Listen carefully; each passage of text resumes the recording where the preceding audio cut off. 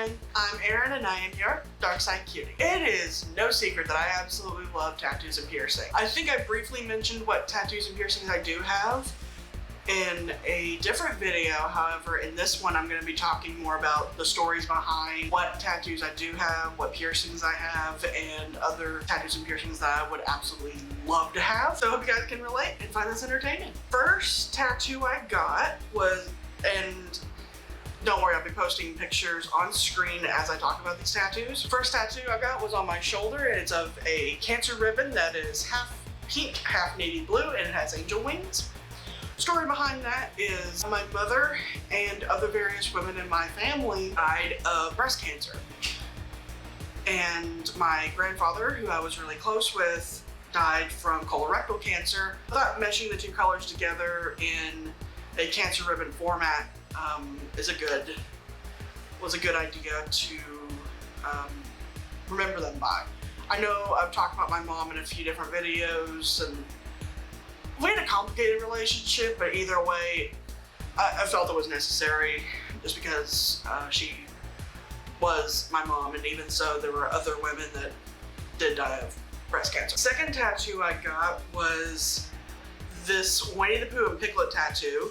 Underneath it says, "Friends till the end." This one's in memory of my grandmother, and I may have mentioned her in a few videos. I may have called her Grandma, which is what she wanted me to call her. The story behind this one is that she actually picked out the design and what it said before she died. She passed away in 2019 of lung and brain cancer. Before she got really bad to where we couldn't understand what she was saying and she couldn't talk at all, I was able to ask her, it's like, you know I'm getting a tattoo for you. In memory of you, what would you like? You get to pick it out. And she was like, Winnie the Pooh and Piglet with friends to the end underneath. I'm like, done deal. So I went with the classic storybook design because that was our thing growing up. We would often watch Winnie the Pooh movies and stuff like that when I was a very, very small kid. So that was just our thing. And I'm honored to have been able to, one, be her granddaughter, two, get this in memory of her. Third tattoo I got was this plague doctor one on my arm. This tattoo I actually got on a little bit of a whim. Like, I knew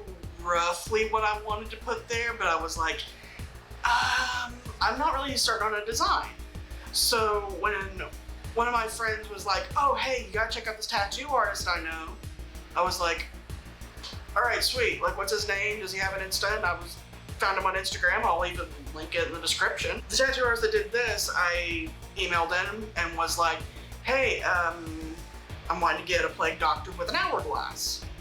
Do you think you could do that? And here's like reference pictures and everything else. And he was like, yeah, no problem. So me and my friend actually made a trip up there to where he was tattooing at the time, and we just made a day of it. What I got was this bat on ice. Funny story about this, it was actually a Friday the 13th flash tattoo. It was randomly picked, actually. It was the only spooky design they had that I liked, and I was like, okay. I don't know how it is in other places, but where I live, it's very crowded. There's a lot of tattoo places. However, I stood in line, I want to say for 3 hours for this tattoo. It was hot, I was tired by the end of it, and I was falling asleep in the car on the way home. And then the most recent tattoo I got was this spider rose. This one I just found on Pinterest, to be honest. There isn't really much of like a deep story other than saw it on Pinterest, liked the design, and I was like, this arm feels naked. So I was like, sure, why not? I went in the day before my birthday, actually, and got this done. My dad got a tattoo the same day I did, and he got a palm tree. The funny story about that was the tattoo artist that wanted to do my tattoo ended up doing my dad's tattoo in the same style as the guy that did mine. They switched styles and tattoo preferences for the day without realizing it. I'll link the tattoo artist that did this one in the description as well. I can't remember who did this one or this one, no. I'm terribly sorry. Future tattoos that I would absolutely love to have include a black rose, making it look like it's going through my skin, and I want that on my outer thigh on this side. I would definitely love to have a Medusa tattoo. No, I will not go into details. Other tattoo ideas that I would like include a key with like vines on it.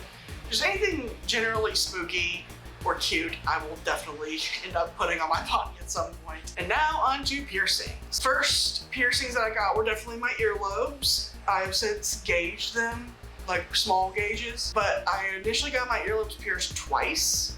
Once when I was 6 and my body rejected them like bad.